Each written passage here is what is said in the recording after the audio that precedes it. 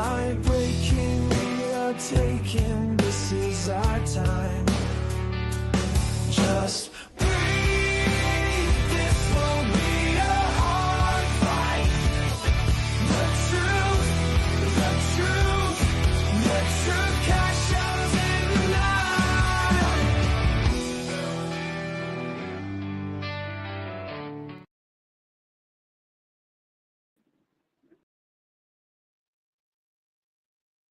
Trying to get Johnny on there. There's an issue, guys. Oh, there you go. There Hey, we go. Johnny, how you doing, buddy? Good, man. How are you? Not bad, not bad. Rough week, but today's a better day. But That's good. You feeling better? yeah, yeah. Still got some things I need to take care of and stuff like that. But today's a good day. Today's a good day. So how's the rebuilding going in your house? It's a complete and utter pain in the butt, and I thought about just looking up how to make C4 and just destroying the entire property and living in a tent for the rest of my life. Now, we got the bathroom pretty much done. I got a little bit of the tile work left, but that's pretty much it, man, for the bathroom. Now, they're supposed to be over here Monday to start the basement, and that'll be about 10 days worth of that going on, which, it's there's kind of a couple of ways you can do this. I could hand a dude $20,000 and then just be hands off and tell him what I want. Or, I could work with these guys and they just charge pretty much, they've got a daily rate, and then I buy all the All the material? material and sheetrocks and wood and everything else, and running back and forth to the store and all this. It's kind of a pain doing it like that, but just saving so much money.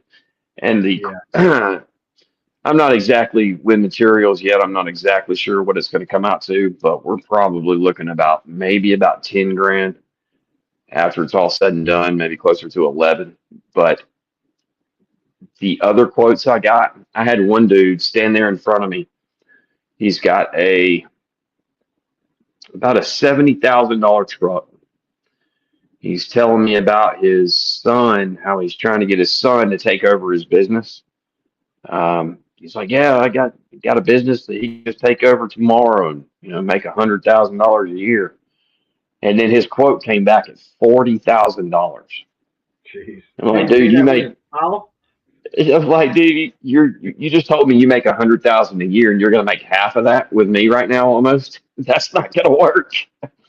Yeah, you So make a it's 100,000 a year if you only do two jobs a year, right? right, right. So but we put it off long enough. We just had to bite the bullet. So the baby will be here within, at max, I think we got 6 weeks left. Wow, So it's coming. that's fast. But That's other than coming that, fast. yeah, I had a real Sasquatch wise. I had a really interesting conversation with someone that's going to be a future guest, and you know, I don't think anybody really has to guess as to how we look at these creatures. I've said before that I know there's a spiritual aspect to reality. I've seen that. That's actually what the documentary I'm working on now is about. My only question is, do the Sasquatch and the spiritual side of our reality actually cross? And after whatever little over 7 years of doing this, I haven't seen evidence of that yet. Yet, if I'm wrong, I'm wrong. We'll go from there, right? Um, I imagine you're pretty much along the same lines, kind of not too Yeah, not too deep into. everybody knows me. I've definitely not hidden the fact that I'm a flesh and blood guy. I believe it's Right. a living, breathing creature that lives in the woods alongside us, and it's trying to survive. And periodically, we get a glimpse of it. That's where I stand. like I said, I'm like you. I've spent a lot of time in the woods, a lot of time camping and doing this, and I've not ran across anything that was in that other realm at all, ever. So, um, you know, until it happens, Well, I stick to my side of the fence until it happens. So, yeah. Well, she's the complete opposite. She is all about it. Coming from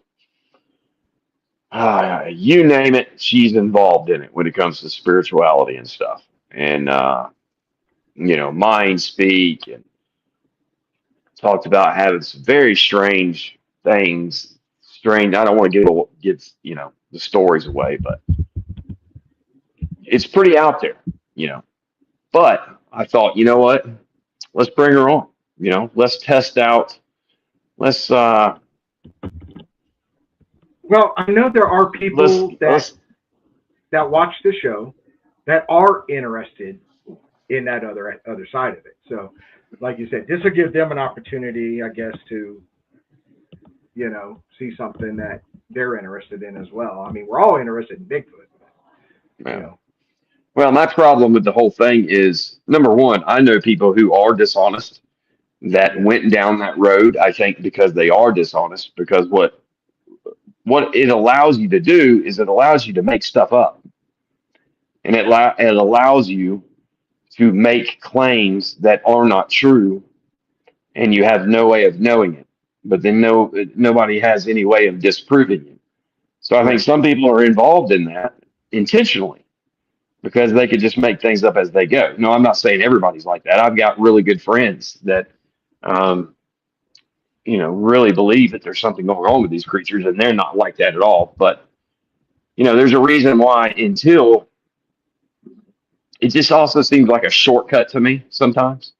Right. You give these irrational explanations for what can be rationally explained, but because you didn't witness this specific aspect of the creature, you have given it some other attribute. Well, I can tell you that, well, there's other things that they do that explain that thing that you're saying is special, but it's not. So I think it'll be good for everybody and for us. And it's very interesting to see someone who comes from the complete opposite side of that. So that'll be interesting. You'll have to schedule her, but we'll Yeah, definitely. I did. I did. I emailed her today. She has responded. So it's going to be down the road. Unless something opens up, then I can, move them a little forward and stuff like that. Right. We're pretty busy, which is a good thing. I'm definitely thankful that we are. But she's aware of that. I explained it to her in the email and everything, and so she's good to go. She's good to go. Cool, cool, cool, cool. Well, And I let's do bring our see. guest on. Well, real quick, Sharon said hi. She's in the chat room, so we are live. So, What's um, happening, Sharon? so tonight's guest is a fantastic guy, man. I've gotten to talk to him a couple times on the phone this week. Just really good, homegrown, all American guy. Just a great guy. He has a really really interesting story to tell about his encounter when he was just a young man, and so we'll bring him on. This is Mr. Steve Kaufman. How you doing, Steve? How y'all doing, fellas? How you doing? Good, man. Good. Uh, I'm doing good. I'll tell you what, like we was talking earlier, is every day, you wake up, it's got to be a good day, Gotta be. especially at my age. I'm 60, going on 68, so it's got to be a good day. I make it that way. Yeah. Well, So and let me say something I real quick appreciate. so everybody knows. Mr. Kaufman is dealing with some really bad weather right now. So if there's some buffering or anything like that, it's because with the scheduling, and then at the last minute, bam, he gets a really nasty thunderstorm. So It's all good. I'm sure the people that watch Yeah, our we're kind of podcast looking. are used to all that. Yeah. Yeah, and Yeah. it just y'all caught that weather and came right down the coast and come over to Louisiana, got us. So we're going through that right now. So, Yeah. We've had some uh, pretty rough well, weather lately. mm, So it's been crazy. So tell us about yourself, It's been Steve. crazy. I tell you. give us a little history about you, Well, Steve. uh, other than being an old feller, like I said, I'm going on 68, be 68 in a few weeks. Happy birthday to me. I live out here in the good state of Louisiana, out here in the woods. I'm way out in the woods out here. Um, and been here since I come out the military, basically in '81. And uh, it's live outside of a small town called Maryville, Louisiana, 5 miles from Texas border. And it's about a town of about 500 people. You can count them. You can count them. We got a red light. We got a little yellow, blinking yellow light right there. So I tell folks all the time. I say, look, I said, you come to Maryville when you see folks on both sides of the road under that yellow light, and they say, well, what they stand there for? Is a parade coming? And I say, no, they're all waiting for their chance to change the bulb. That's all we got. That's our excitement here in Maryville. And I live actually about 7 miles outside the town and in the woods. I live on a hill. There's 6 houses on this hill, about 900 foot apart. We're about 5 miles off the blacktop, Highway 190. And out my back door, it's about 6.5 miles through the woods to the next house that starts in Maryville. So we live out here in the middle of nowhere. It's great for deer hunting, squirrel hunting, hog hunting, and everything. And I love that. So it's great. I sit in my front porch every morning, cup of coffee in my rocking chair. Old folks do that, guys. So we hit the rocking coffee. It's just the way it is. And watch the squirrels and the birds and everything. So it's great. Uh, but a little background on myself. I'm originally from Southern California, and people say all the time, "How did you end up in Louisiana in the woods and you're from Southern California?" Well, I had an uncle, and both y'all had. His name was Sam. Yeah, and Ah, Uncle Sam, he went ahead and brought we got the me same all uncle. over. So yeah, I worked for yeah, your uncle one same time. uncle. We're related. Yeah. Yeah, I mean, I'll tell you what. I'm gonna tell you what. And yes, sir. He sent me over to Fort Benning, Georgia, and I went there for basic training over there. I was 11 Bravo with my MOS infantry. Nothing glorious. Um, and from there, anyone who's been at Benning, I survived the church. And if people ask what the church was, you had 3 hills on Fort Benning. You had Kelly Hill, Sand Hill, and you had Harmony Church. And I was over at Harmony Church, so survived the church. Um, when I graduated basic, um, went to jump school at Fort Bragg with the 507th, trained over there, got jump qualified, and sent back to again. Went to Ranger School and graduated Ranger School. Got sent to JWTC in Panama, Fort Sherman, with jungle warfare training. Came back to Benning, and then from there they sent me over to me and a few other Rangers. We got sent over to Fort Polk, Louisiana, over here, and they were reactivating 1st 61st Infantry Battalion at Fort Polk, 5th Division. So we come over there to help them get it all together, and that's back in '75.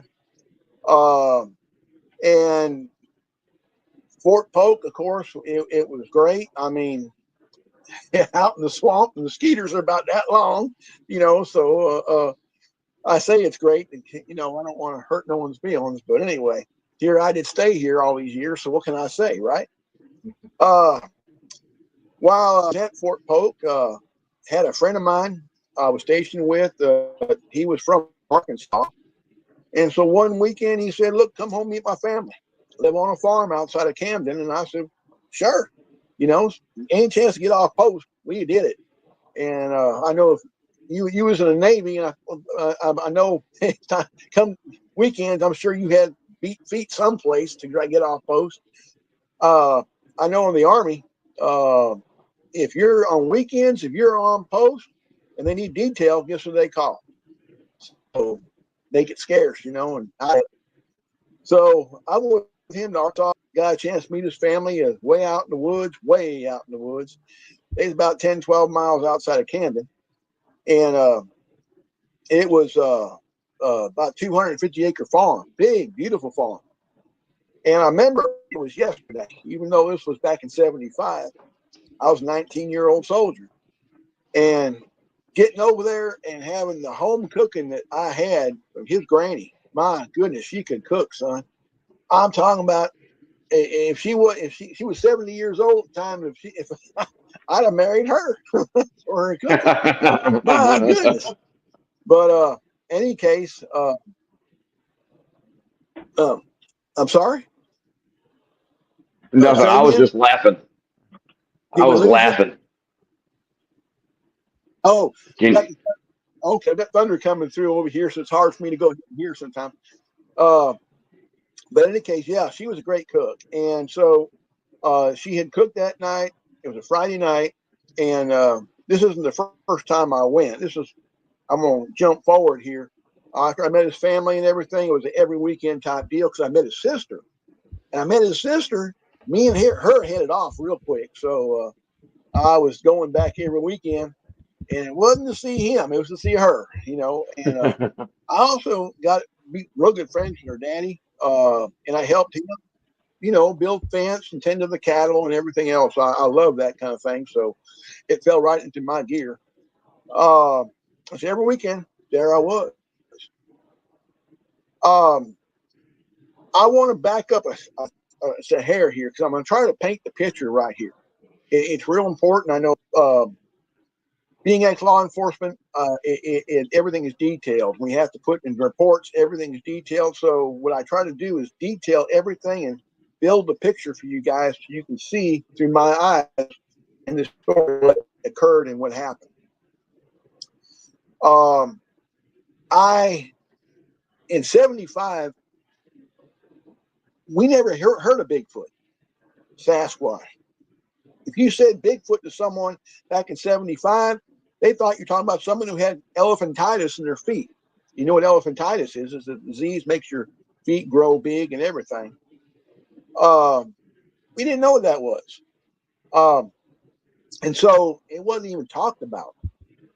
I was not one to believe in anything I couldn't see. I thought if I couldn't see it, smell it, touch it, it didn't exist. And that's what I thought in my mindset. So everything for me shattered on this June night, 1975. Everything changed for me. And I to set this up, this one Friday, and I get chills talking about this again, guys, because I'm going back. I'm trying to bring you back with me. I'm going back in the mindset. Just when you go back, you tend to go ahead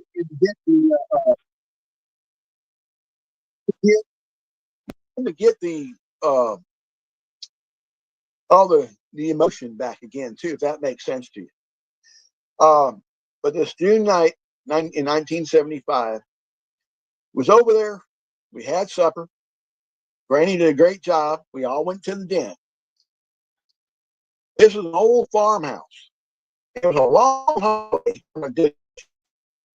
It was just with guns, which that was great because I loved that. So it was just almost had to walk down the hallway sideways because gun racks on both sides was that. It was an old house. Every time you step, creak.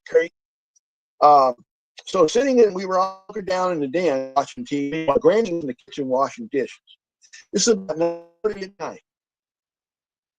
All of a sudden, she screamed, "Granny!"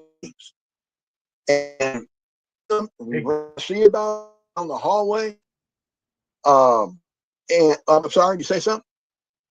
Yeah, you're buffering really bad, Um, so I don't know how much everybody's getting. um, But what you're saying that she was in the kitchen and you heard her scream.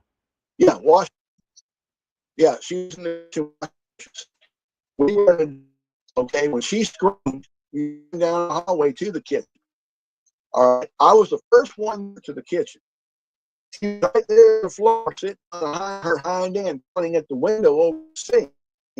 And she was yelling, I seen it again. Why her eyes as big as $50. So I assumed she seen an intruder. I didn't. I had no clue. I had no idea what her family knew. They knew what it was. I did. No one did. Old Arena was in the dark. So when she said she seen it again, I assumed it's an intruder. My girlfriend's daddy, he yelled, everyone arm up. So grabbed rifles and shotguns off the racks in the hallway, out the back door. Now, I want a picture for y'all. When you come to the dirt road, and you come in and turn down the drive, there's a long driveway comes to the farmhouse. Okay, you go in the front door. That's basically where the den was, right there. Okay, and then long hallway going to the back of the house where the kitchen was, where Granny was. Out that back door at the kitchen, it goes out towards the main pasture. And that's where the cattle are and everything. And then there's a 50-acre swamp to your left and off to the right. On the other side of the pasture, cattle gate to the right. At the end of the main pasture, there's a cattle gate there, and then they go to about 20 acres over there where they would go ahead and farm. They were big things.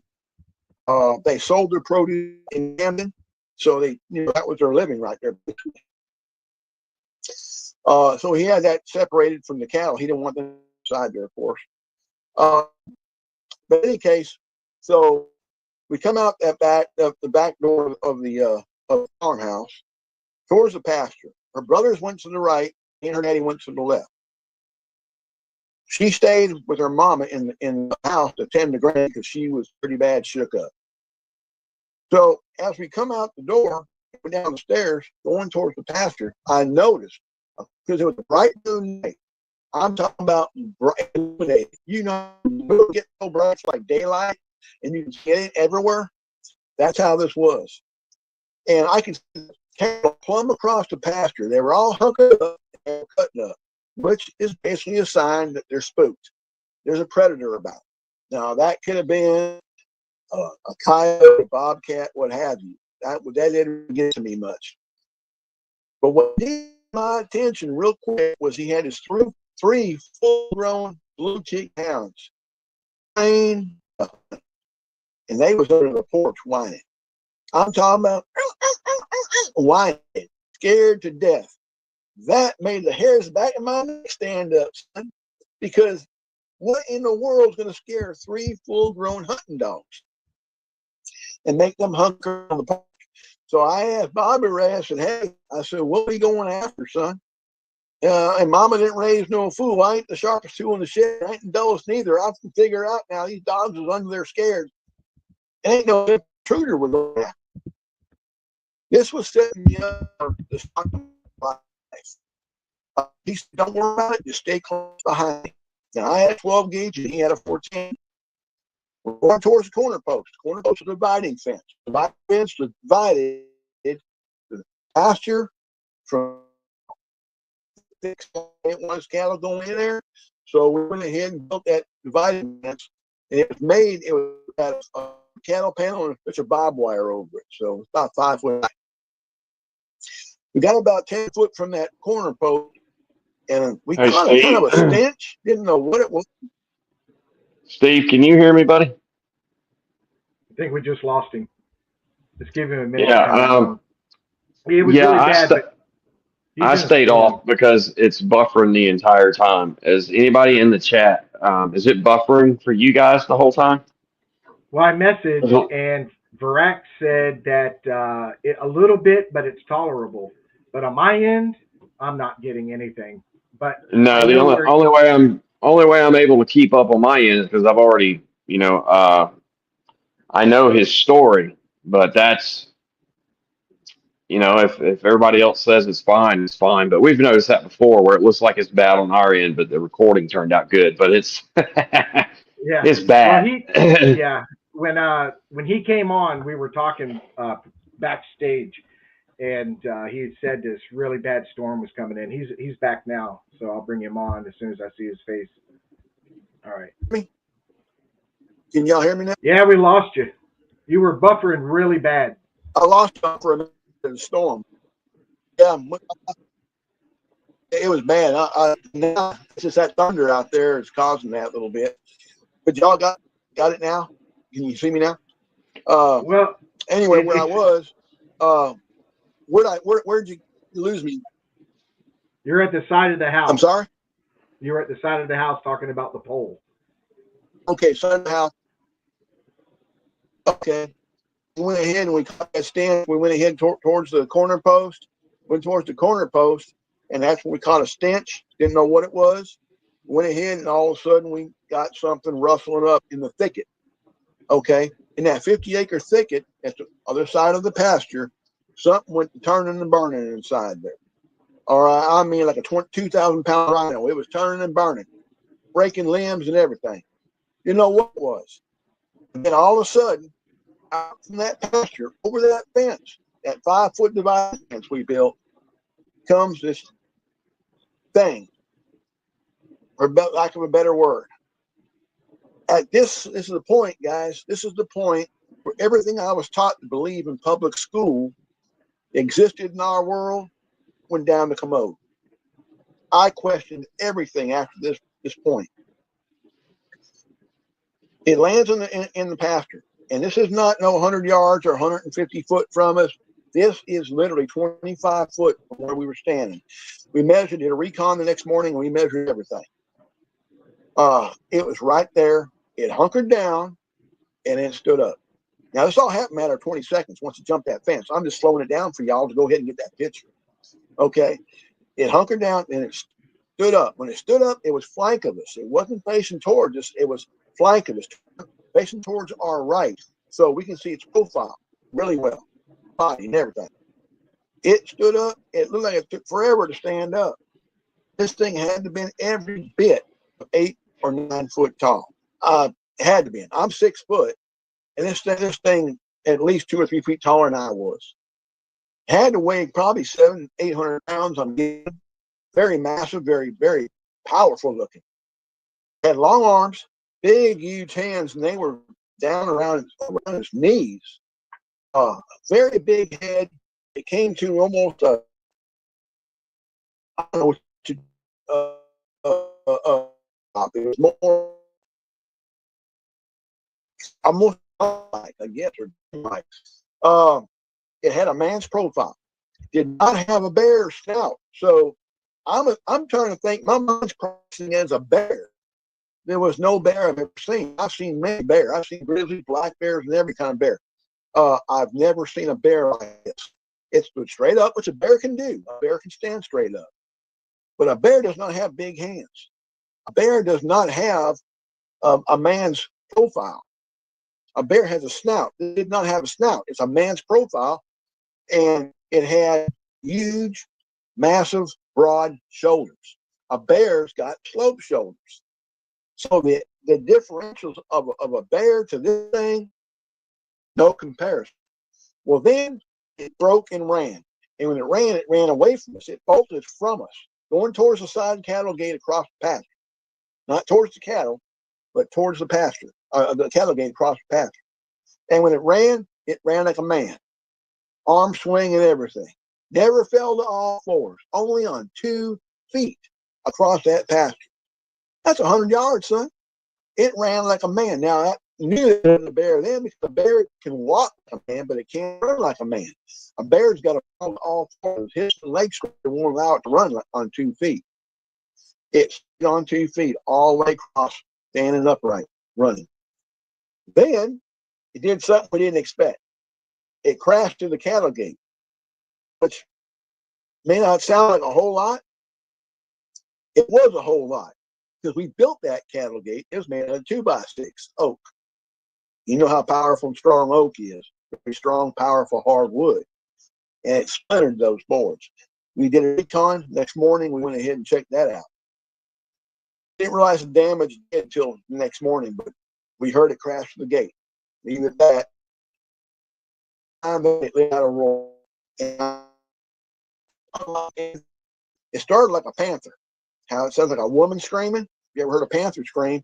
Ended like a bassy gutter roar like a lion or an elephant or something like that. I mean, it literally made your toenails pop up, son. And I mean, I didn't know what to think.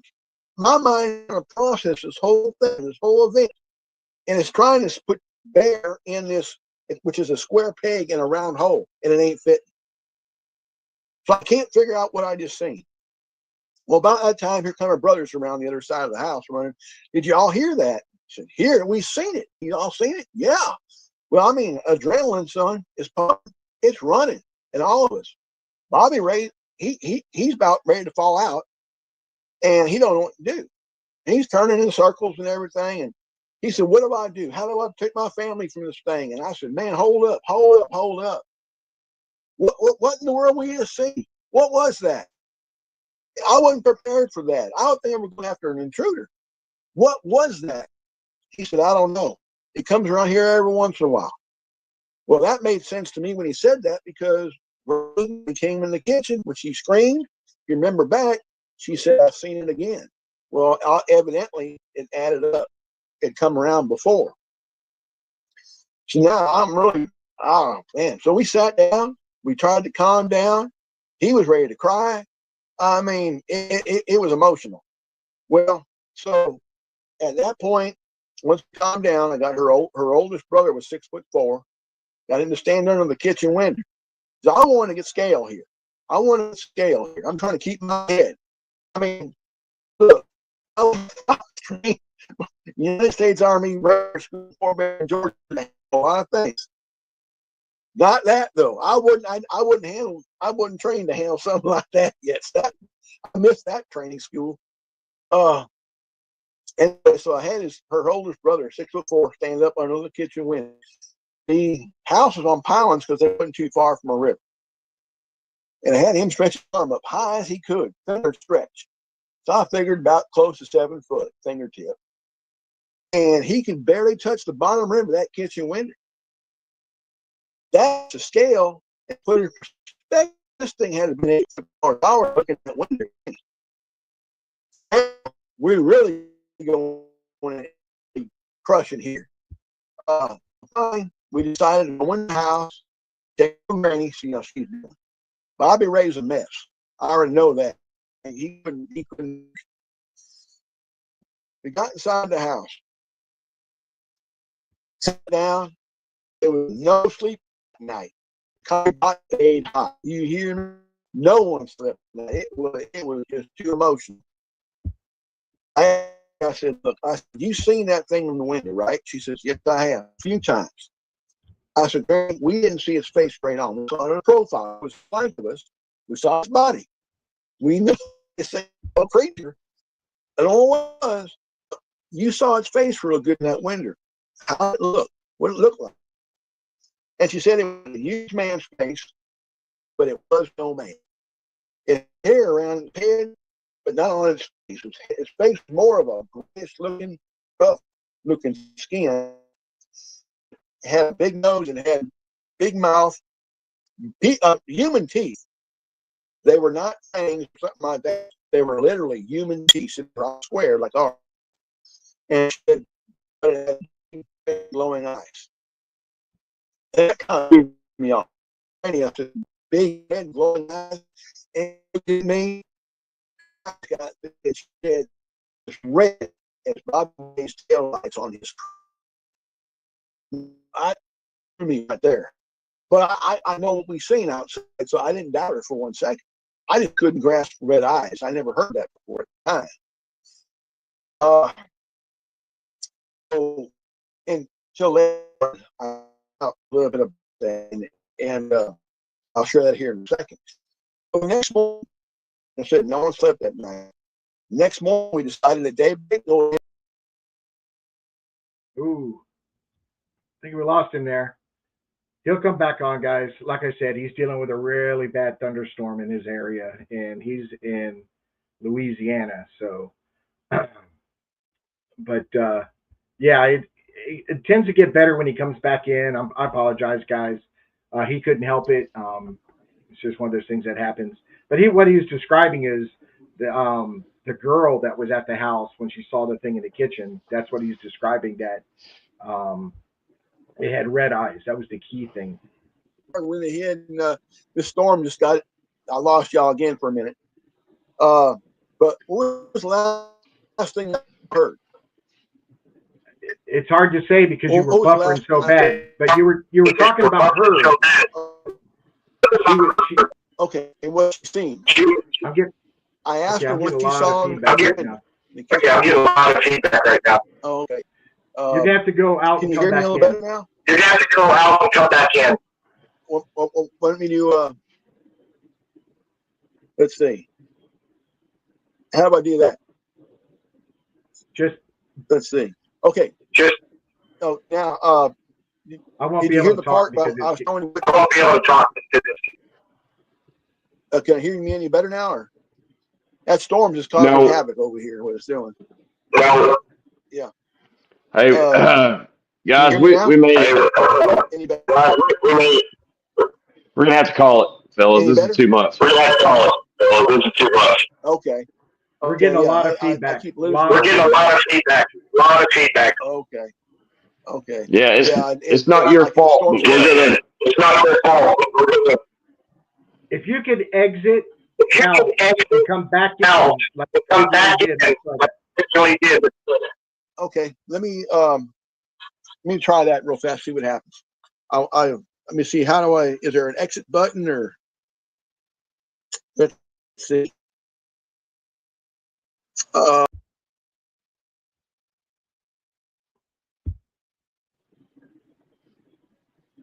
I think you found it.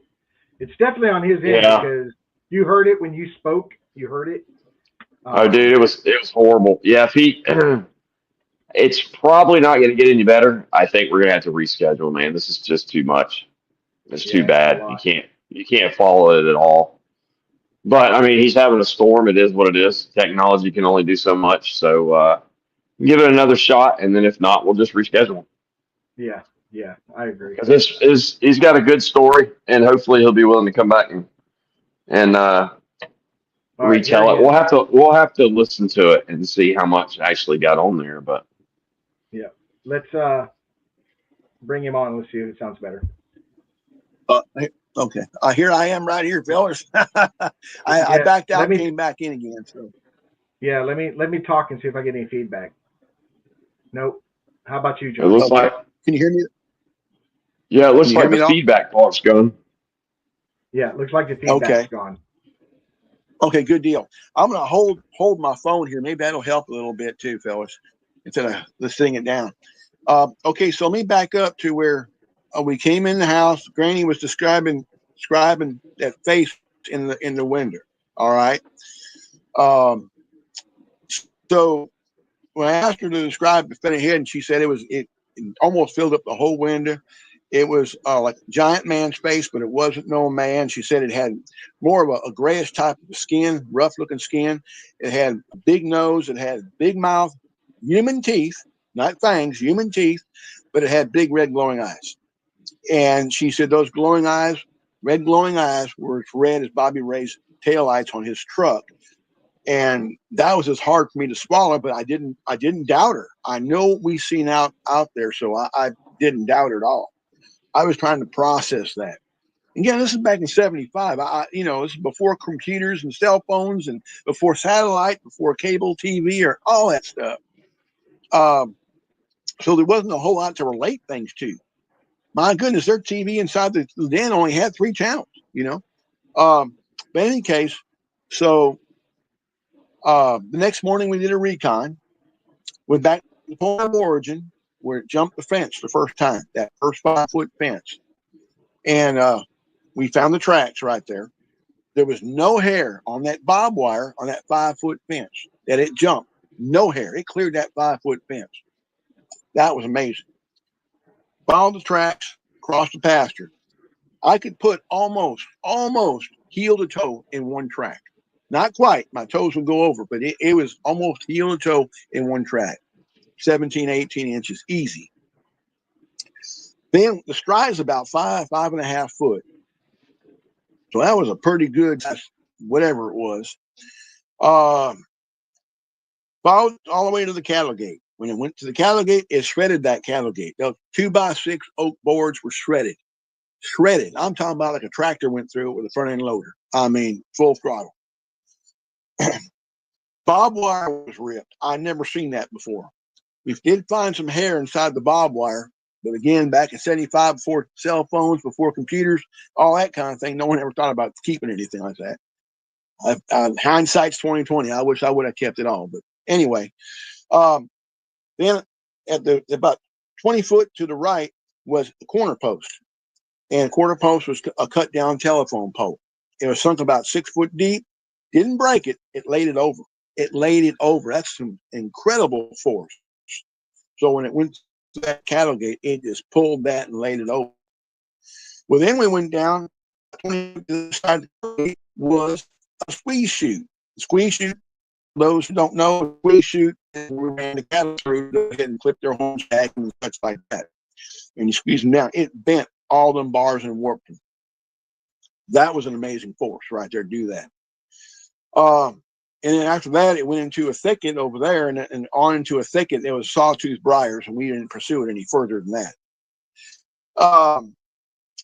So we sat down, and I asked Bobby Ray, I said, look, have you considered getting a hold of wildlife management and turning this over to them or the sheriff's department? He said, absolutely not. I will not do that. I don't want anyone talking about this. We make our living out of selling our produce over in Camden. If we go ahead and talk about something like that, people think we're crazy. We'll lose our business. We can't do that. So I don't want no one talking about this. And he was dead set about that. He even asked me not to talk about it, went to post. And I said, yes, sir. I respect that. I won't. And I didn't. I didn't talk about it. And I kept it locked inside me for years. And it was just, I mean, upon his promise, but also I didn't want people to look at me and say, you know, you're crazy, you know. So I didn't even talk about it. I kept it inside me, wouldn't talk about it. All through my military career, came out of the military in '81, met my wife, got married in '84 here in Louisiana, been here in the woods ever since, back here. I hunt these woods all over. I've hunted everywhere, deer hunting, hog hunting, squirrel hunting, everywhere in these thickets and these swamps and everything around here. And I've never seen anything like I saw that night here in these woods. I've never seen one here. I'm going to bring up that picture that you gave me so you can give us an idea. Yeah, you brought up a point. If you would. Yeah. Okay. So in that picture right there, now, my son had told me about the Bigfoot Museum over in Falk, Arkansas. I'd never been there before, so we went there. And I had an opportunity to meet the owner, and I talked to him, the old fellow there, and he told me he never seen one, but he had heard one before and recorded it on his phone. Let me hear it, and that gave me chills. And then, so he said, I have a statue outside the store. He said, would you come out there and we'll kind of have you against it and kind of give me some scale how big the thing was you seen? I said, sure. So I went back there and I stood against it, and I said, brother, I said, I like your statue, I do. But what we seen that night dwarfed this statue. It was at least a foot taller and a lot more broader and heavier and more massive than this statue is. He said, really? I said, yes, sir. And he said, you were how from it? I said, 25 foot. He said, I had a heart attack. I said, I dang near did. I said, I didn't know what I was looking at. I couldn't figure out what I was looking at. That scared the fire out of me, son. And so he said, would you go out and you go ahead and hunt these things? I said, absolutely not. No, sir. I didn't want to see it in the first place. I didn't know what it was. And that scared me. I respect anybody who hunts these things. I respect anybody who goes out there and researches them in the field. Not this turkey. No, sir. I just ain't going to go. I can't do it. And I was telling you, my grandson, he's big. He wants to go ahead and go out there. Papa, come on, let's go out there. And I said, well, look, Papa's going to have to go ahead and drop a pair. I need to go. I just ain't, I've been asked by other people to go, and other podcasts I've done, oh man, come on, you ought to go with us. And I said, I'm sorry. don't understand. I am very curious, and I do my research as far as from the safety of my home out in the woods looking for these things. I've been asked, why don't you go behind your house and go ahead and beat on a tree and call one up? Because there's sightings all around here. I just never seen one in Louisiana. I'm telling y'all right now, I've never seen one in Louisiana. In 40 years living out here, I've never seen one. And I hunt all these woods. Now, I know people who have seen them. And that's what caused me to come forward. My wife's uncle, his name was Lewis Gill, one of my best friends and my hunting buddy. He's passed away now, God rest his soul. We were hunting buddies for years. We hunted these woods everywhere. Squirrel hunted, deer hunted, everything. And then one day I decided, I said, look, Uncle Lewis, I said, what about going out to Anacoca Creek and out to the swamp out there? It's some rough terrain, but, this old man, he was at the time about 75 years old. And, he was hardcore, though. He can walk through anything, just about. And he said, oh, no. He said, I won't never go out there again. And I said, okay, well, I figured I talked it up to being rough terrain. That's why he wouldn't go. I said, yeah, it's too rough for your old hind end, ain't it? And he said, no, it's not too rough for me. He said, I just won't go there. Something happened years ago, and I just don't want to go back. Well, that got my curiosity up. Because in the back of my mind, guess what I was thinking about? So after all the years I've kept this locked inside me, it was bubbling inside me. What if he's seen what I see, or something like it? Uncle Lewis, what'd you say? He wouldn't. And finally he broke. All right, I ain't told my niece, which is my wife. He said, I ain't told my brothers. I ain't told nobody. No one but knows but Milton Hickenbottom, which is who was his best friend in the one he saw it with back in the 50s. And so I know Milton. I've known him for years. Of course, he's passed away now too, but I hunted with his brother, his two sons, Ricky and Brian, for years. Anyway, so Uncle Lewis, he said, me and Milton had rode horses out in Anacoca Swamp back in the 50s, going squirrel hunt. He was out there on the creek. But, you get out there at dark because you're out there at zero dark 30 because you're waiting for daylight to come so you can see them limbs bouncing, and the squirrels getting after it. So he said right when it started breaking daylight, just enough where they can make out images, he noticed across the creek on the white sandbar was a big tree. And he said, that's unusual to see a tree like that in the middle of a white sandbar on the creek. But, he didn't pay it no mind at first. He said he kept looking at the trees and everything. As it got a little bit lighter, the light progressed. He said he noticed it's like a huge tree, about 10 foot tall, just the trunk. Well, you got Milton to look at it, and they both looked at it, didn't know what it was. But it wasn't moving. It was a tree, they thought, until it went ahead and it reared back. And it went ahead and let out a beller. It roared. And Uncle Lewis said his hat popped off his head almost. He was so scared. He said, what is that? And it took off, jumped up on the bluff and took off. Before it did that, though, it grabbed a hold of a limb coming off the bluff. And then it jumped up over and took off. Well, they waited. They waited a little bit where it was gone. They wanted to make sure it was gone before they crossed that creek and went over there. Their squirrel hunting was ruined.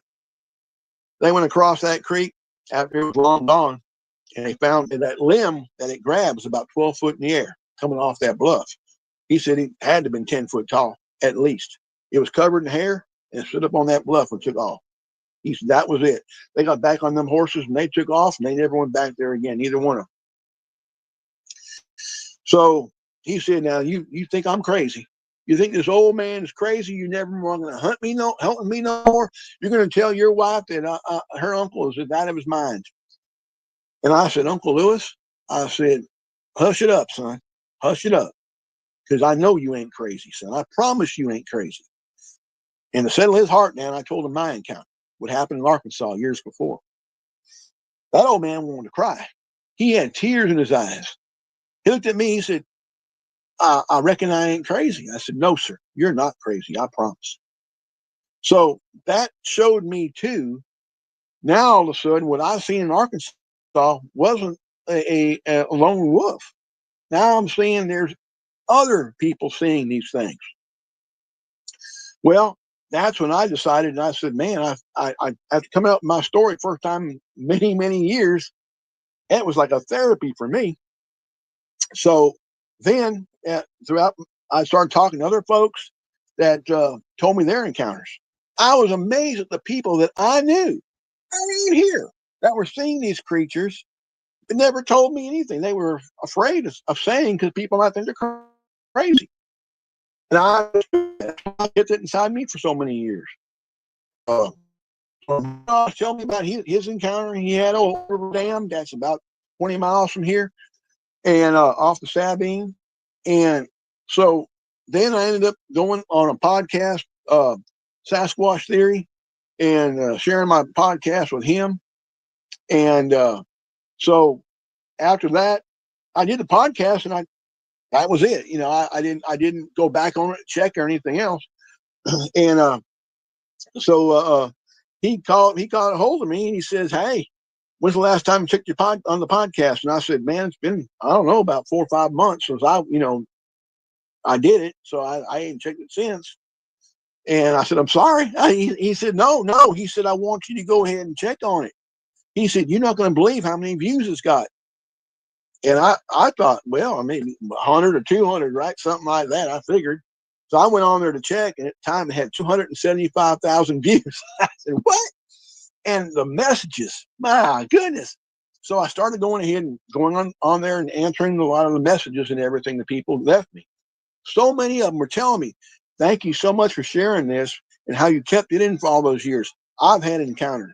And I was afraid to come forward. After hearing yours, I'm going to come forward and go ahead and tell mine. And man, that really, it touched me because, in law enforcement, we're all about helping people, going out there and helping the public. And this kind of went ahead and really hit home to me, a way for me to go ahead and help people come out with their encounters and how many of them there were that I never dreamed of, and so it encouraged them to go ahead and come out. It's not healthy and not good to keep it locked inside. I'm telling you that for all the years I did.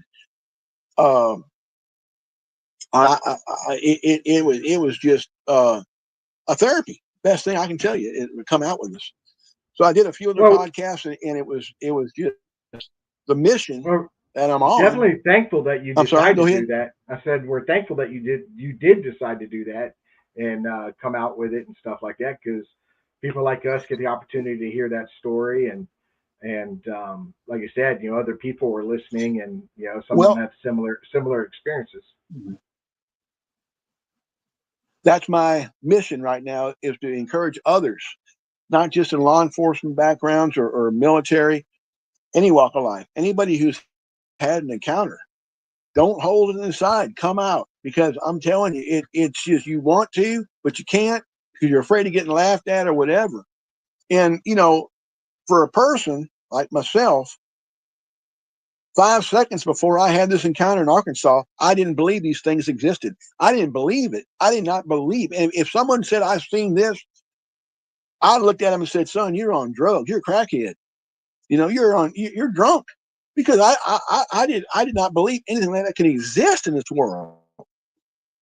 The minute after I've seen it, I'll argue anybody in the ground says they don't. I know these things exist. What they are, I can't answer that. I don't know enough about them like that. I just know what I've seen. I believe my own personal outtake on it, if you will. They're half animal, half human, or at least have a sense of human intel. That I believe. And when you have an animal that has the ability, have human intel, at the same time have the speed and agility of an animal, the sixth sense of an animal, the ability to freeze frame. And we talked about this the other day, you and me. Freeze frame in a wood line so it can't be seen. That's an animal's natural camouflage. They will go out there in the woods and you'll walk right by them because they're standing still. They're next to a tree, next to behind a bush, and they don't move. Why? Why do we pass them by? Because human beings notice movement. We notice movement, and that's what we have to look for. We don't see it move, we can't see it. Yeah, we had So that discussion, that's what and these almost animals have. Yeah, almost every animal in the yeah, forest does that. yeah. They They're all dead. freeze. They freeze. Yeah. I'm telling you, I can't tell you how many times I've seen deer hunker down in a bush, and you look at it, and you don't see it, and you look away and look back, don't look away, look back, and all of a sudden his head moves his head, and there it is. But here all the time, you didn't see it. I see squirrels up there in the trees. You know, I'm looking in a pine tree, and with some other friends of mine, we're squirrel hunting. They look up there for a couple minutes. They ain't nothing up there. It's a pine knot. They go on. I'm watching it. I said, I'm gonna wait. And all of a sudden, here's that flag, and that tail goes, and there it is, big old fox squirrel. Kaboom! Put them in the sack. Animals have that ability, and so you figure a creature like this has that human intel along with that human the animal ability, that speed, agility, able to camo like that. Come on, camouflage is nothing more than breaking up your form and blending in your surroundings.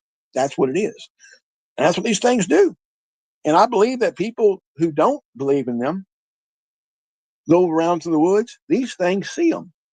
They might not see those creatures, but they see them.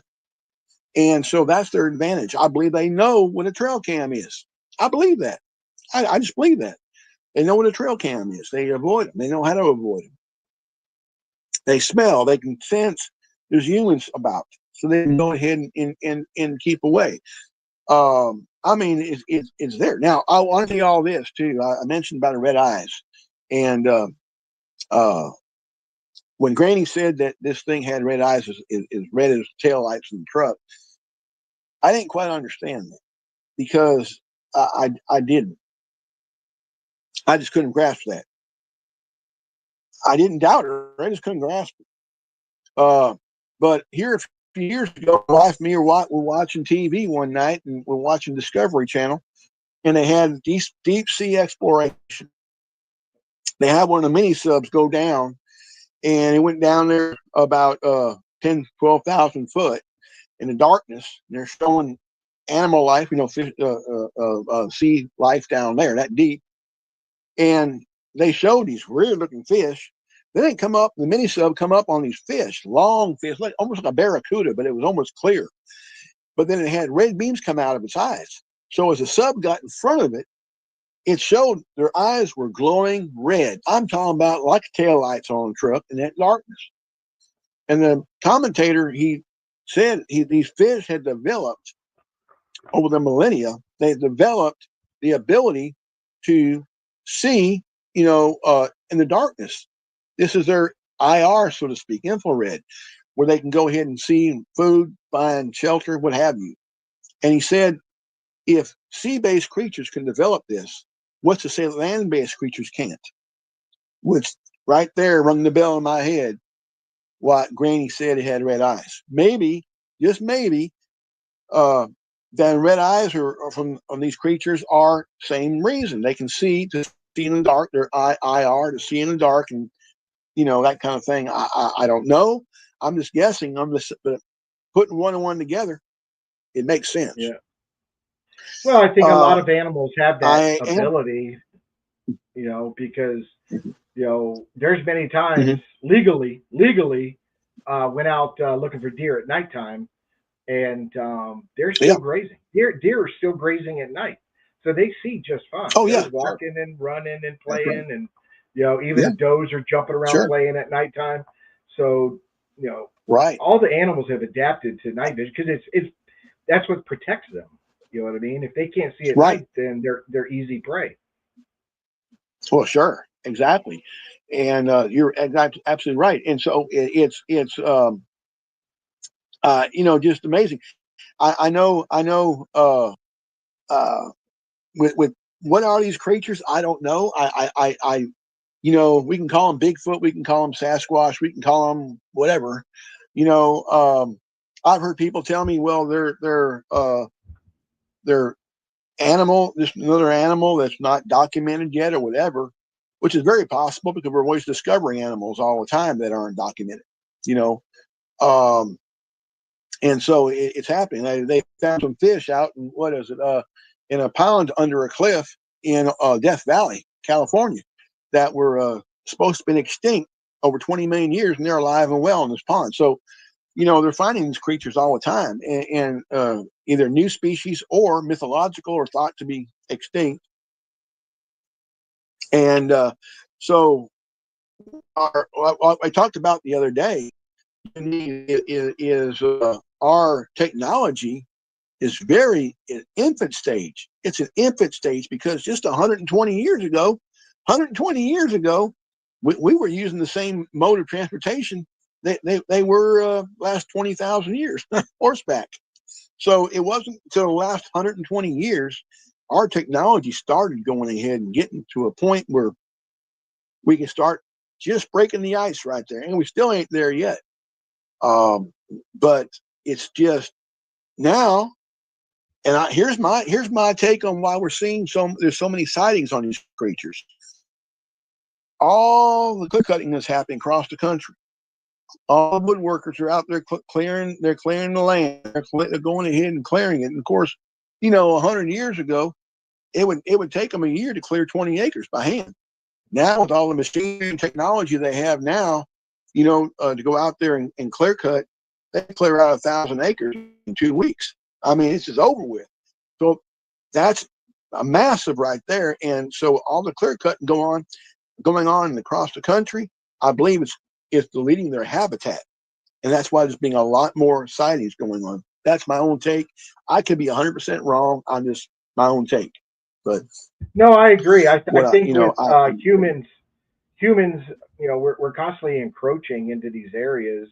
Even in the state of Florida right now, I don't know where it went. I haven't heard much about it lately, but there was this big thing that they were going to build throughout the state, 18 new golf courses throughout the state, and the Florida government was going to use actual state land to do it. They were going to give up, different areas were going to give up state land to build golf courses and stuff like that, and it met a lot of resistance. So I don't know if they caved or not. I don't see them caving because it's all about money, and complaining about something doesn't bring in money, but building a golf course would. So I don't know where it went. I haven't heard anything else about it.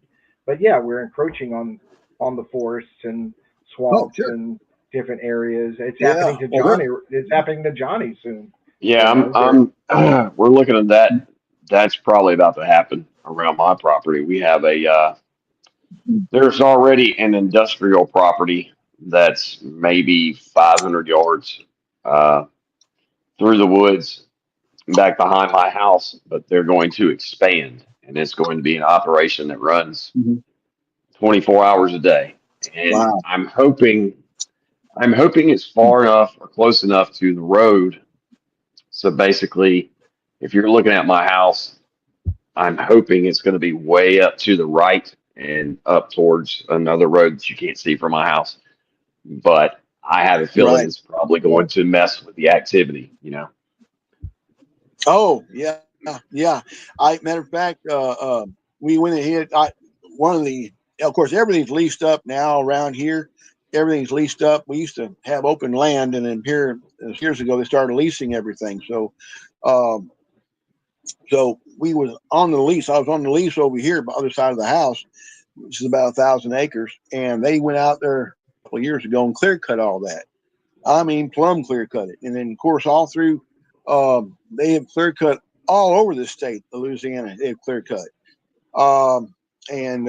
Kisatchie National Forest is where Fort Polk ties into. We trained on parts of Kisatchie. Kisatchie is huge. It's over 700,000 acres. And there's been lots of sightings of these creatures over there. Lots of sightings from lots of people. As a matter of fact, outside of Kisatchie, there's a town about 45 miles from here called Zwolle. And Zwolle is known for its tamales. They call them Zwolle tamales. They have a tamale festival every year. People come from all over to go there. Very small town, but it's out there, a lot of farmland out there and such, and ranches. The mayor of Zwolle called the BFRO a few years back and had them send teams out there to go ahead. They said, there's so many sightings out here that we want someone to come out here and check this out, and they did. They sent some teams out there, and yeah, lots of people were seeing things over there. I was telling you last time we talked that last year in Natchitoches, Louisiana, which is about 50 miles from here, north of here, is not too far from Zwolle, as a matter of fact. Natchitoches is the town that the movie Steel Magnolias with Dolly Parton was made in several years ago.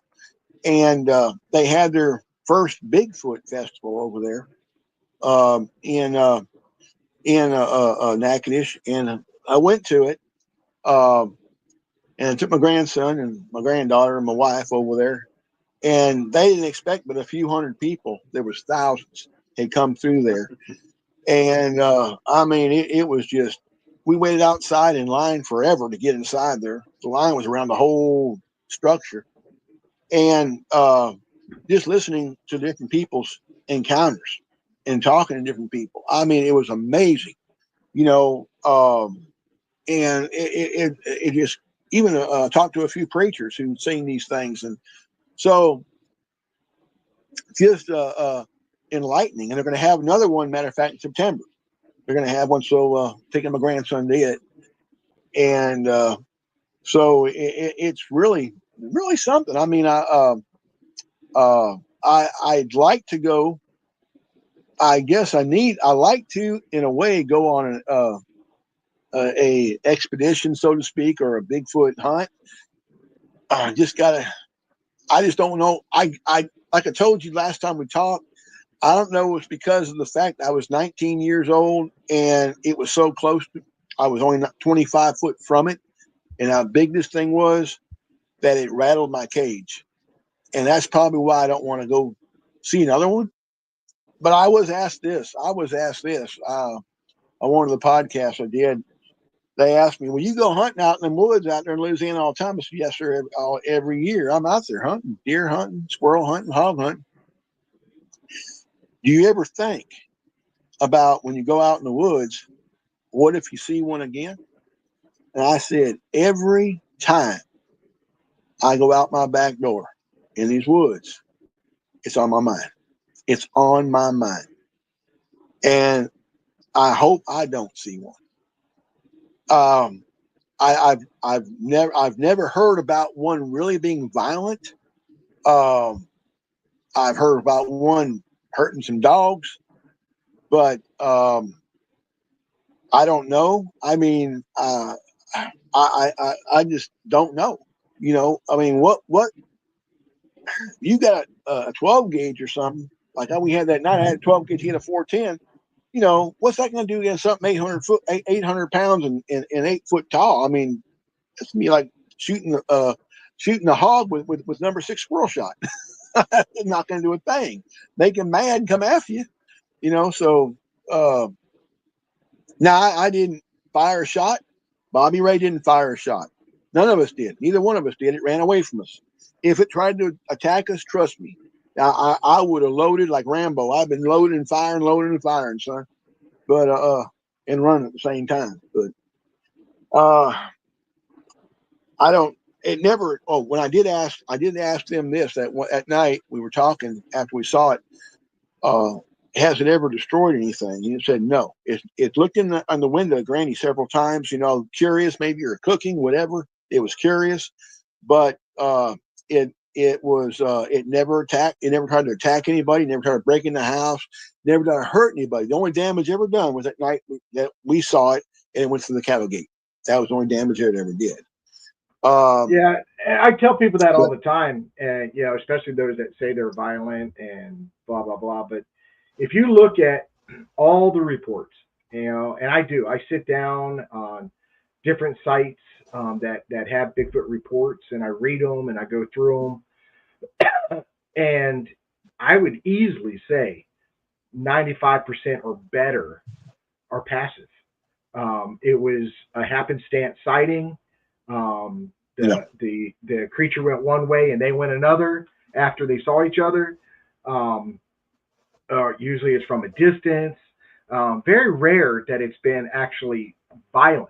You know what I mean? And Yeah. even when you go back to when they read the story about Eight Canyon, where those men up in Eight Canyon got attacked and they were in the cabin and they were throwing boulders down on them and stuff like that. With the size of these Mhm. things and the strength of these things, they could have easily opened up Oh, that cabin and went in and got them, but it didn't. right, I think it right. was more or less. I mean, granted, it's aggressive behavior, getting anything thrown at you, but I think it Mm. was more trying to tell them to leave. You need to go. You know what I mean? A warning, Um, right? Yeah, and right and now, I can, yeah, I believe that. Yeah, I'm not going to say I that if believe you it. see one and some guy's out there and he's being stupid and he sees one and decides to take a shot at it. He may Right. be in a bad way afterwards. He may be, Oh yeah, but yeah, and yeah. we'll never know that story because I don't think he'll survive it to tell us. You know what I mean? But I'm telling you. Yeah. um, but for the most part, like I said, they're passive. Um, Even myself, I go out a lot. I spend a lot of time in the woods, and I'm pretty honest when I talk to people that no, every single time I go out, I'm nervous. Every single time I go out Mhm. there, I get that EBGB feeling and anxiousness and stuff like that. Right. Um, Well, I yeah. just I just try to push through it. But there are times I get to a point where I'm like, okay, I'm not feeling comfortable. I don't. So, and at that point, I turn around and start heading back. Um, and then Yeah. shortly after that, I'll start feeling a lot better. But like I said, most of the reports, you know, um, you know, my biggest thing is I don't like to spread fear of the woods of any reason. Right. Especially here's the point. Everybody talks about if this thing is ever known. Why isn't it known? Why won't the government or whoever Mm. says, hey, there exists? And they say, well, because for the one example they give, there's quite a few, and I'm not going to go through them all, but they talk about the tourism of state parks. And I just don't think that's a viable reason because we know there's grizzly bears in Yellowstone. There's moose that'll kill you. There's mountain lions. There's a lot of things out in the Right. woods in every state that's going to hurt you, but it does not stop people from Sure. going out there. So if you're told that, Right. okay, yeah, Bigfoot exists and he does live in Yellowstone, I think actually more people will try to go out there in hopes to see it, in hopes to get a photograph and say, yeah, I was out there and I got an opportunity to see it. Um, Mm. I don't think it really hurts tourism as far as that goes. Now, of course, Right. conservation will definitely hurt the forestry divisions and stuff like that. But I don't think tourism would actually be affected. No, and I don't think, and thing about it is these creatures are fascinating. They're fascinating because of the fact, we're hearing a lot more people come forward now, which is really good. I think I encourage everyone to do that because and I know, yeah, there are going to be some people that are going to go ahead and they're going to laugh. They're going to go ahead and say, "Hey, man, look, you're crazy," or this and that, whatever. Uh, and that is a deterrent for people to come forward, and that's sad right there. And I hate to even admit to it that I was one of those people at one time that, hey, they said that, but like I said, now ever since I've seen that creature, I'll argue someone on the ground says they don't exist. I will. I mean, I believe 125%. I know they do, Let and me ask you what they something. are specifically. Yeah. When it jumped the fence and Hmm. it ran across the field, why do you think it ran across the field? Why do you think it gave up cover to go in an open field and run across? What was I different from the other side of the field compared to the other side? I don't know. I don't know if we startled it as we were heading right toward, because we were heading towards that thicket, that corner post was a dividing fence, and it was thick, thick, thick, thick, thick. And when we got close to it, maybe because of the fact we jumped it up, when it jumped in that fence. Now, me, if I was that thing, I would have gone through the swamp, to keep in cover. I mean, me, but I don't know. My other question I had too, like that right there, was why did it jump the first fence and crash to the cattle gate? That was a question I had too. On that. And so uh,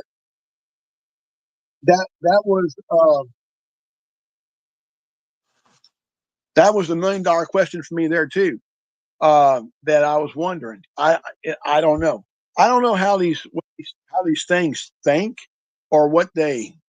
Uh, I'm glad, blessed that it ran from us. It didn't try to come after us. Like we were talking about, something that big and being that close.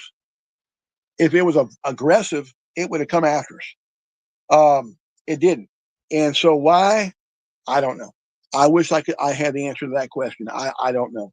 Uh, why would it jump one fence and crash to another? And I don't know. It's $1 million question.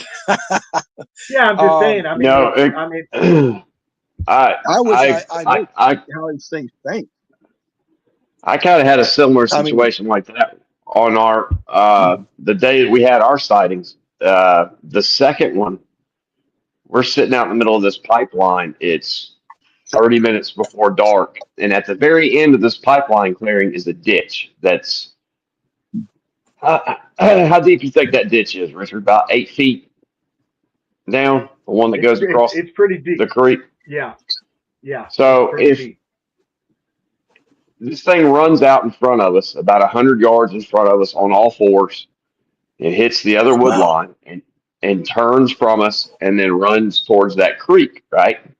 Well, if we know 100% that they knew we were there because we had had a sighting. Three of us had seen another one Mm, 45 minutes prior from like the same side of the wow. woods where this one came running out.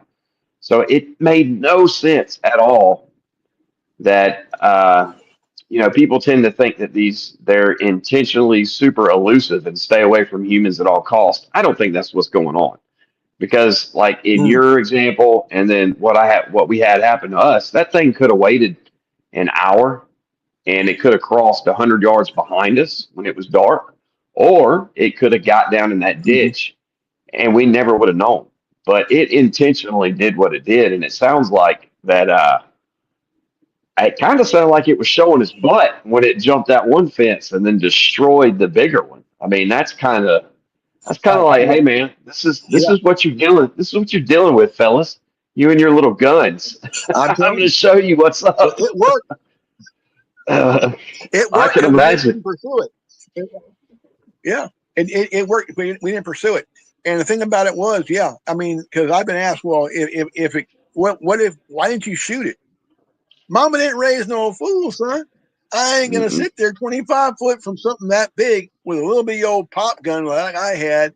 That double-aught buck be like shooting number six squirrel shot at a hog. Now I ain't gonna work. You're gonna piss them off.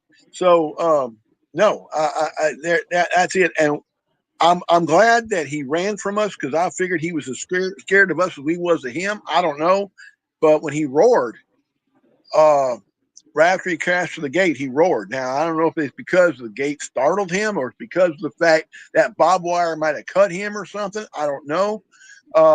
Or he just wanted to let us roar and let us know, don't follow me. You know, either way, it worked. We didn't follow him, so we didn't pursue it. So, And Bobby Verax, told me, you know, Verax has a oh, go question ahead. for you. Verax, it's on the Sure, screen. He sure, has a question for you. It says, Steve, based sure. on your personal experiences, how has your perception of Sasquatch evolved over time, and what do you believe they want or don't want from human interaction? Or are we just entertainment? I think, and honestly, to tell you the truth, I think they're a very intelligent species. All right. They're not dumb by no means. They're very intelligent. And I believe their interaction with the human race is they're watching us.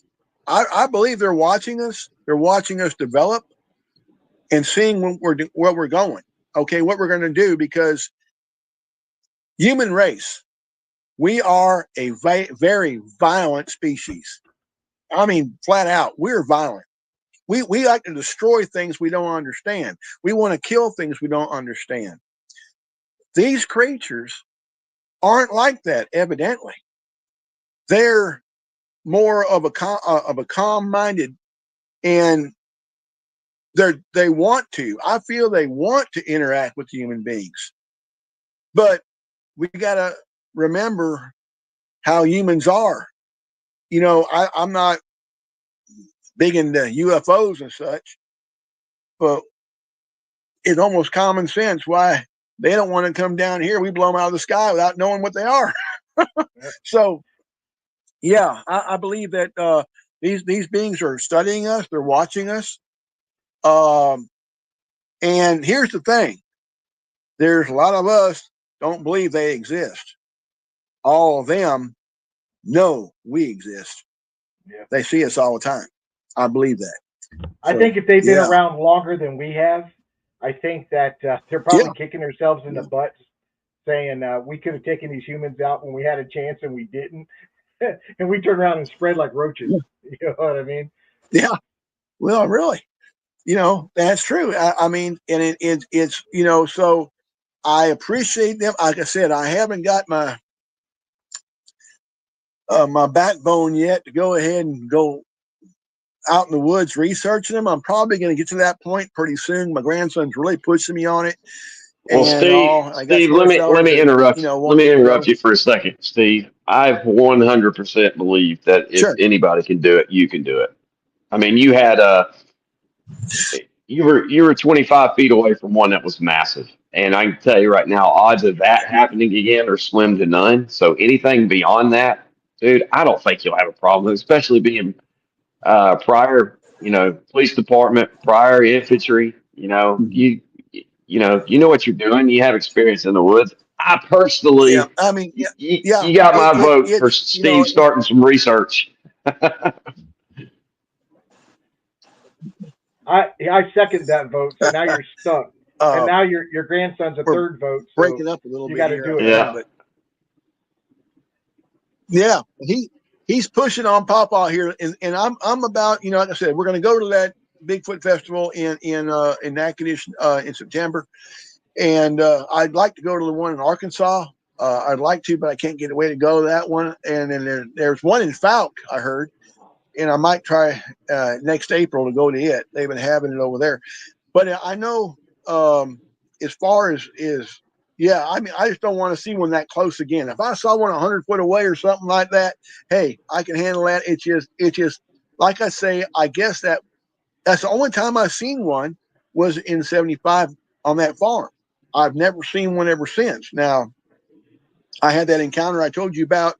I don't even want to call it an encounter. It happened at Fort Polk because I never saw that. I didn't see that. I heard it. I didn't see it.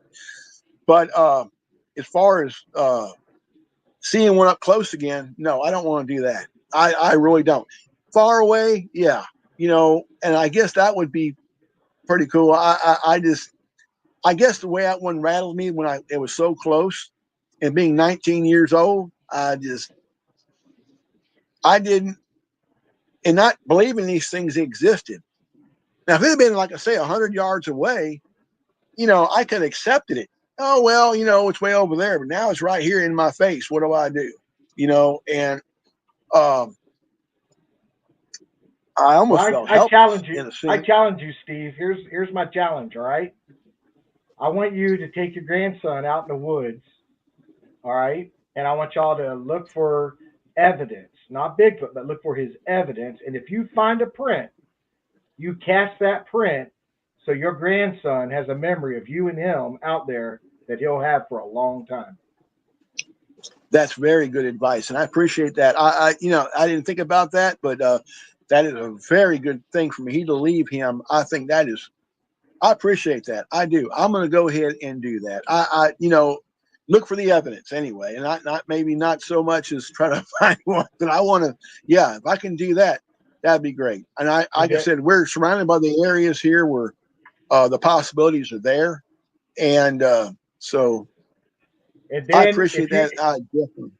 if you find a good track with your grandson and you cast it, and he gets to keep that forever, Yeah, yeah, we'll have you and your grandson back on the show to talk about sure. That'd be great. He'd enjoy that.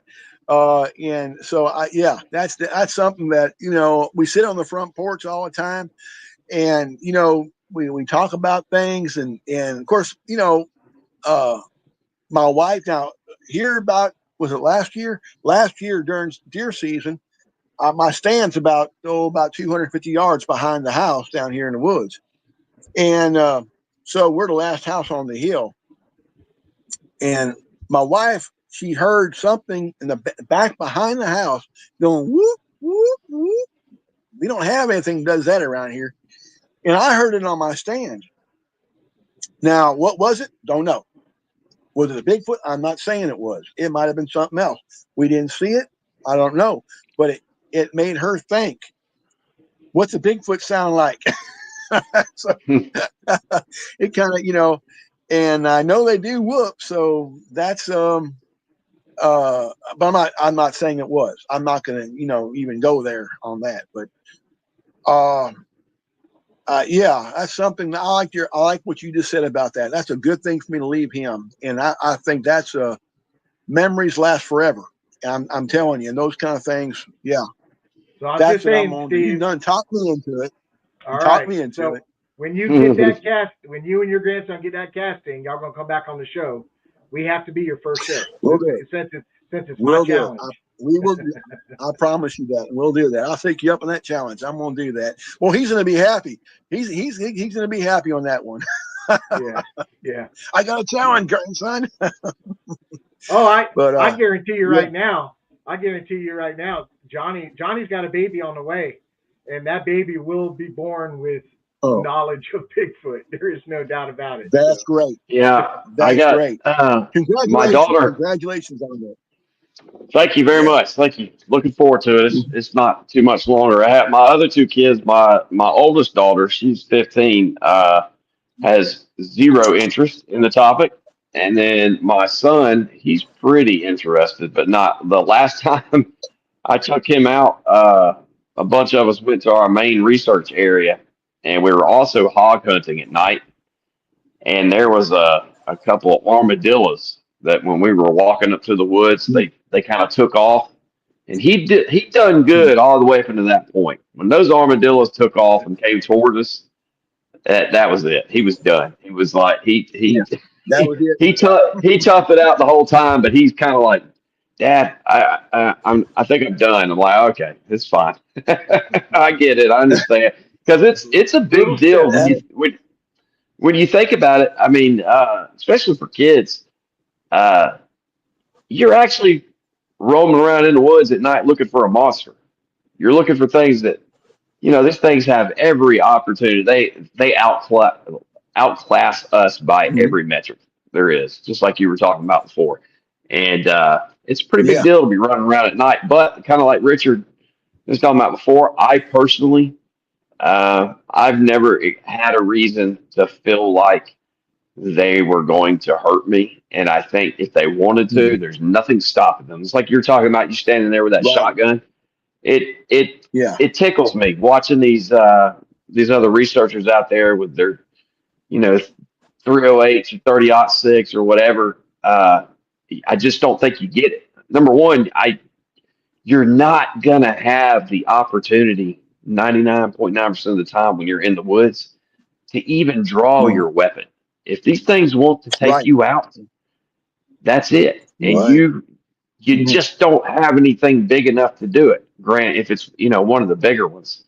So it just seems kind of pointless to me, but I don't know.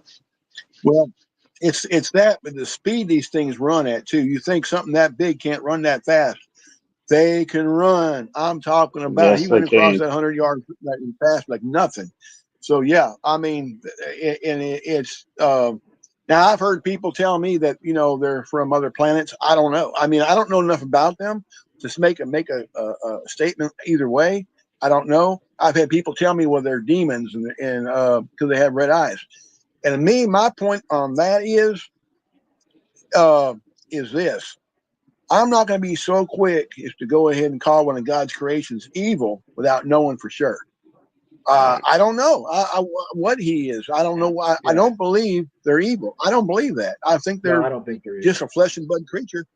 No, I But agree. I do believe, There's no evidence that shows that they're evil. So evil's a very you hard know, word. I mean, they could come from someplace else. I don't know. And if they do, that's great too. But, you know, one thing, seeing this thing opened my eyes to something, guys. It opened my eyes to what we've been taught in public school to believe exists in our world isn't not true. There's a lot more out Yeah. there than what we're taught. I learned that. I mean, that night taught me that in my face reality right there. Well, So, Yeah. let's just hope that Bigfoot's not on the Epstein list. yeah, it was hope not. Really. Oh, Man, I my wish he goodness. was. They I would mean, have what? to. Yeah. The list would definitely disappear because they'd have to admit Bigfoot's real if he's on the list. Yeah. Hey, No, isn't that the truth? I don't, That's the truth. I don't think we're gonna. Not to get political, but I don't think we're gonna get anything out of that. There's too many. There's too many people involved in all that stuff. I think everybody wants to keep it hush hush. Too many moving parts. Oh, yeah. Well, It's all. yeah, that's going to be, yeah, that's and everything. But I know. But as far as, you know, I am very curious about these creatures. I am very curious about them. And my hat's off to y'all for what y'all do. Y'all getting the message out, getting the word out. Plus, y'all go out there and do investigations, and that's fantastic right there. And you know, I know there's living here in the woods. I love it. I do. I get the chance to see all the wildlife, and like I say, my wife, you know, she doesn't so to say believe in these things. Of course, she's never seen one before. My two sons, I got one lives in Nashville. He plays in a band out in Nashville, and then my other son's a warden over a prison, one of the ones I used to work at, matter of fact. And you know, he had an encounter. So they believe, they're open minded. My son in Tennessee, he said, man, he said they're seen out there a lot. And so you know, hey, I mean, it's wide open. It's wide open to what these things are, but they are intelligent, very, very intelligent. And I think at one point in the future, the government's going to come clean. I believe they will. Well, look in '05, they came clean about that little, what was it, that video the Navy took on uh, that little flying saucer, whatever it was. They called it Yeah, that the Tic Tac video. Tic Tac video. You know, they came clean on Yeah. that, saying, "Hey, we don't know what this is." So I don't know. Um, Me personally, on that, my own personal aspect, and I'm going to UFOs, but that's one of ours, I believe. But anyway, Oh yeah, that's I me. agree. Um, I agree with you. I think there's a. I think they're intentionally releasing this stuff because they want China and they want Russia to know what we have. Yeah. I think they. yeah, I yeah. think these other countries know that we have these things, and now it very well could have been to where they were reverse engineered from something else. But I Mm-hmm. think 90% of the stuff that's being seen out there is probably ours. I've seen things like that before, Oh, me too. and I I I don't know. I think they're it's just really suspicious. You know, that's the terrible part about every bit of this. About and like you're saying about learning.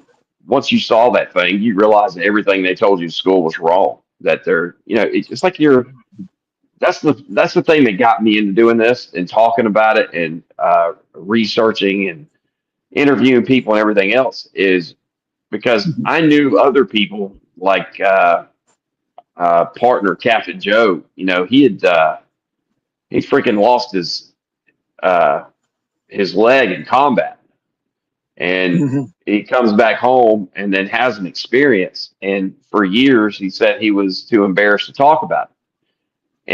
And I'm thinking like all the different people out there that have had these experiences that are just really good people. Um, you know, have integrity, just normal people trying to live their lives, and they feel like they can't talk about it, and it's a shame because it's not our fault that we're being lied to, and we are. They are hiding things from us. They Mm-hmm. are lying to us, and Sure. it's like we're treated like children, and I don't think we deserve that. So instead of sitting around waiting for the government to give me the answers, I want to go get them myself. They're hard to get. They're super hard to get. That's one thing that's helping the government out is that it's so hard to actually prove that they exist. Mhm. But I think it's possible, especially with so many people, coming forward like you and like you were talking about. We interviewed a guy years ago, Happy Harris, and that's actually because of him. We went out to that property. We had the sightings, blah, blah, blah. But because he came forward, there were like five other people, including a family member of his from that county. And if you look on the like a Bigfoot mapping project or whatever, there's no reported sightings from that county. But because people heard his interview on our podcast, you had like five different people come forward and tell him their stories. And that's why I love Okay. doing this. It's because there's going to be other That's people it. that are going to hear your story. There's probably going to be other army dudes, other cops, whatever, and they're going to be like, "Man, if this guy could do it, why can't I do it?" So I appreciate you for doing that, Steve. I'm sure everybody else really appreciates it too. Well, I'm more. I mean, I appreciate y'all giving the opportunity to come on here and share it. And like I say, there's a lot we don't understand, a lot we don't know, and we're slowly going ahead and getting a glimpse on the other side of the wall. And Yeah, I think what's going to happen is, eventually it will come out. It will come out. I know what happened at Fort Polk. I don't like telling that because it really wasn't an encounter. I didn't see anything, so I don't like really talking about it. But I did tell you, Richard. And it was 6 months after, about 6 months after I had this encounter in Arkansas, and at Fort Polk. This back when Fifth Division was over there, and First and 40th Armor Battalion was going en route to Peason Ridge. Anyone's been at Fort Polk, stationed at Fort Polk, knows Peason Ridge. We trained out there. That was right going into Kisatchie, and way out there.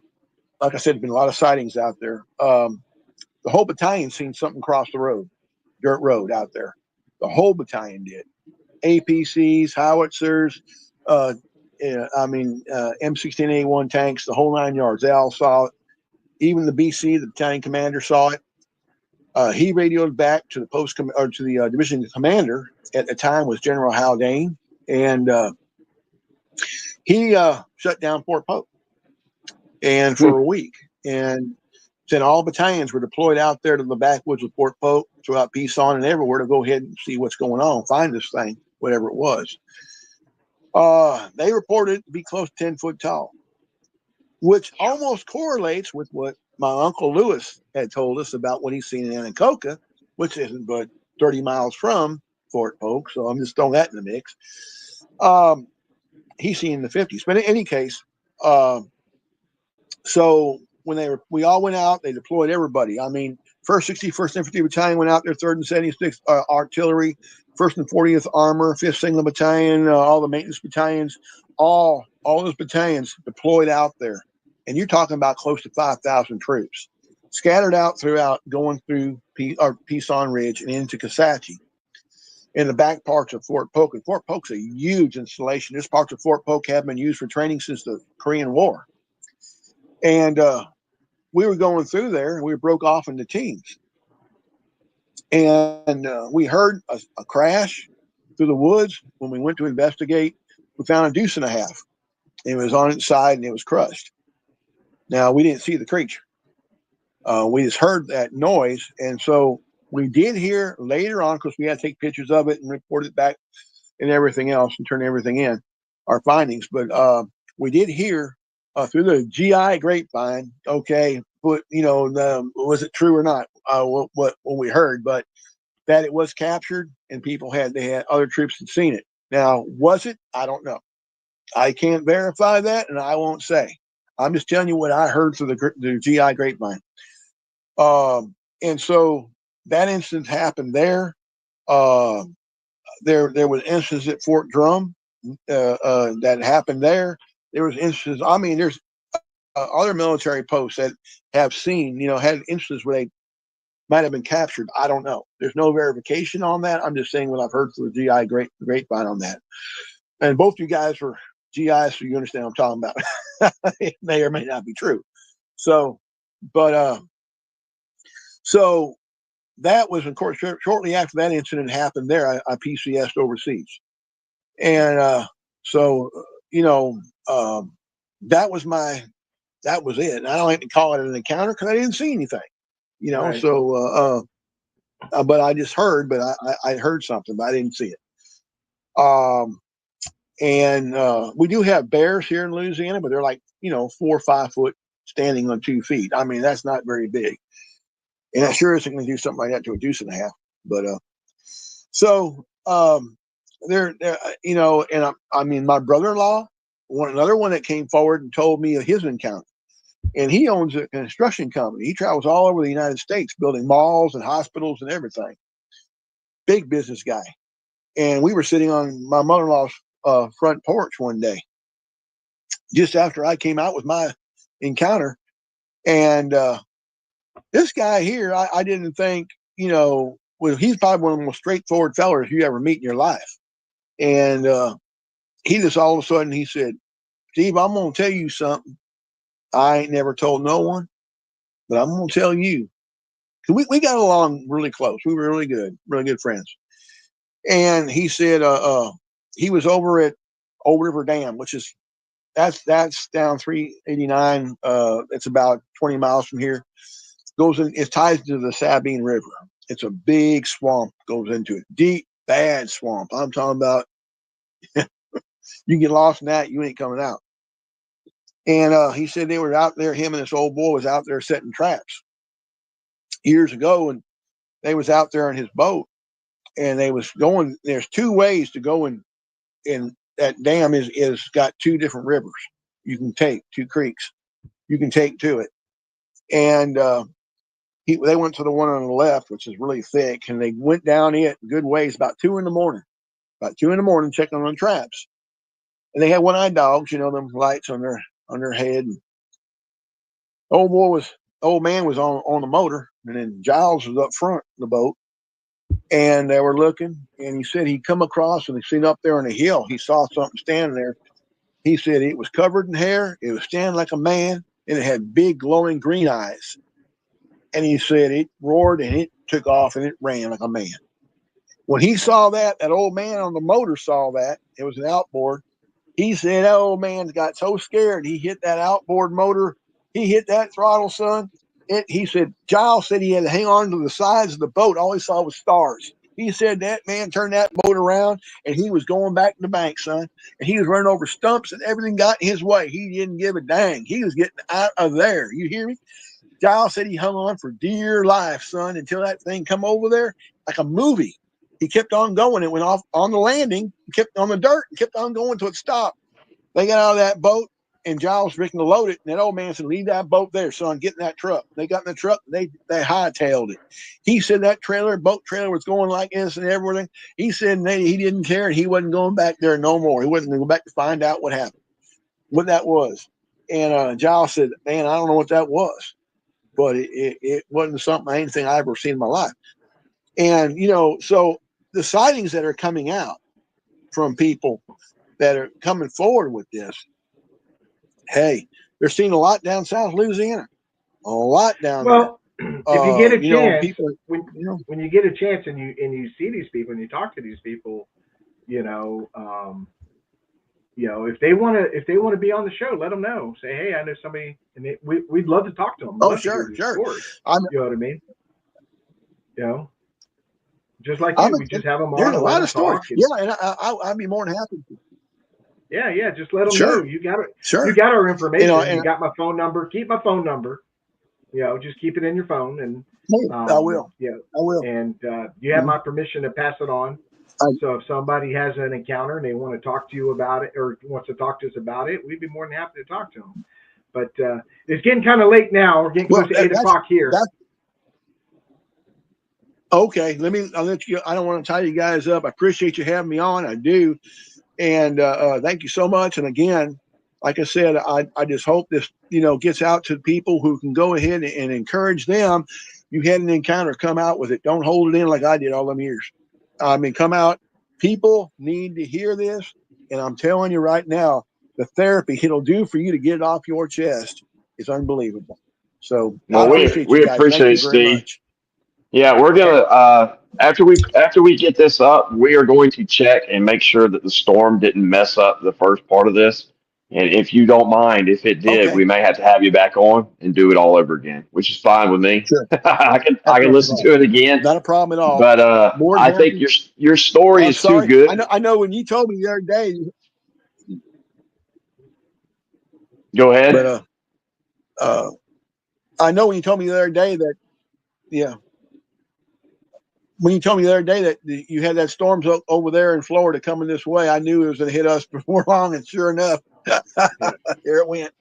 But Well, I know we'll get it we've done been cutting in and eventually. out And a who lot. knows? Yeah, who knows? We may have got lucky, and it may not be as bad as what we saw. Sometimes that's what's happened. But if not, we'll fix it, get it done again. But Okay. Steve, thank you very much Yeah, for being on with I'm us. more than yes, sir. Well, I can Thank you, tell you, And fellas. I Rick, Steve, appreciate that both of y'all and what you do. I can tell you, Steve, that the people that were, especially Barack, he's in the chat room. He really, really enjoyed your interview. He really did, and he oh said he yeah, learned a lot from you. So, Well, and we, a lot I'm of good glad he did. I comments. hope I yeah, encouraged him. Hope I everybody's encouraged him. very, very I appreciate it. appreciative. Thank you for your time. We really do. Well, I sure appreciate y'all having me on it, like I said. And if like I say, if the storm messed it up, let me know. We'll do it again. No problem. So Excellent, we excellent. appreciate you. Yeah. All right. All right. Thank All you, right, All guys. right, Y'all fellas. Steve. have a great night, fellas. You All too, right. Steve. All right, now. Have a good one. All right. Yeah, that was a great story. Yeah, man. Man, I hope it didn't buffer too much. But again, if it did, we'll just do it all over again. Yeah, I mean, So it's free. You know yeah. what I mean? We can't help Mother Nature. We can't help Mother Nature. No, It happens, and finally, me and you have a great connection, and then no, yeah, the guest has a storm. So yeah. Well, all right, man. Well, I will. We got another one tomorrow night, so we I do. guess I'll see you tomorrow night.